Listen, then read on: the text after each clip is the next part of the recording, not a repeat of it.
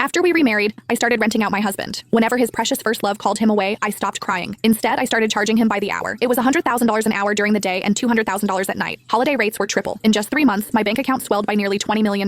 Silas was supposed to help me pick out a gown for the gala. Then Mindy called, sobbing that she had nicked her finger while cutting vegetables. I didn't even look up as I held out my phone with the payment code displayed. In the middle of the night, I came down with a raging fever. Silas was driving me to the hospital when Mindy texted saying the thunder was too loud for her to sleep. I calmly pulled out my umbrella and told him to drop me at the next intersection. Seeing his hesitation, I just smiled. Don't forget to wire the money. Then came the day of my daughter's scheduled heart checkup. Mindy called again. Hugo wants to go to the theme park. He needs a man to go on the big coasters with him. Silas hung up and turned around, about to give my daughter an excuse. Maisie beat him to it, holding out her hand just like I did. It's okay, Daddy. Just pay up. Today is a triple rate day. Silas's face twisted, his guilt instantly replaced by anger. He stood up and pointed a finger at me, his voice trembling with disappointment. Jade Sterling, is this really how you're raising our child? I calmly pulled Maisie behind me. What's wrong with it? If she can't have love, she might as well have money. I didn't learn that lesson until after our first divorce. Why shouldn't she learn it now? Silas was speechless. His phone rang again and Mindy's son Hugo yelled through the speaker. Uncle Silas, hurry up! You promised to ride the Iron Dragon with me 100 times. Maisie gripped the hem of my shirt tightly. Noticing her movement, Silas actually hesitated for once. He reached out, trying to pat her head.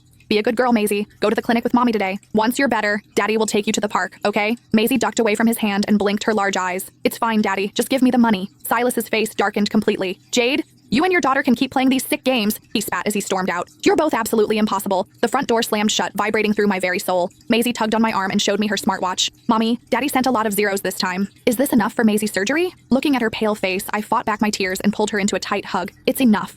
Once you're done with surgery, Mommy is taking you far away from here. While waiting for the test results, several notifications popped up on my phone. It was a tabloid leak of Silas at the theme park with Mindy and her son. The caption read, "Billionaire Silas Sterling spotted with new flame. The child already calls him daddy." I zoomed in on the photo, looking at Silas's relaxed, genuine smile. I couldn't remember the last time he had smiled like that at me or Maisie. My hand shook as I closed the app. When I refreshed, the post had been deleted. A second later, Silas called. "Jade, don't be mad. That was just some trashy media making things up. I've already paid to have those articles scrubbed." I realized he was referring to Hugo calling him daddy. "I'm not mad. Kids say things without thinking. Since I've rented you out to them, you should focus on being a good companion." I hung up before he could respond. Maisie's report came back and the doctor said her condition was stable. We could schedule her heart bypass surgery for next month. My legs went weak and I almost collapsed on the floor. When Silas first divorced me for Mindy, he wanted to teach me a lesson. He hired the most ruthless lawyers to ensure I walked away with zero assets. The very next day, Maisie was diagnosed with myocardial ischemia. She was at risk of sudden cardiac arrest at any moment. Because of Silas's influence, no company dared to hire me. No friends or relatives were willing to lend me a single cent. Watching Maisie's health deteriorate, I finally swallowed my pride and went back to him. Finally, today, she was out of immediate danger. After confirming the surgery date, I submitted our visa applications to an agency. A message from Silas popped up. "When are you coming home? I made your favorites." I didn't reply. An hour later, I pushed open the front door. Silas was at the dining table, putting food onto Mindy and Hugo's plates.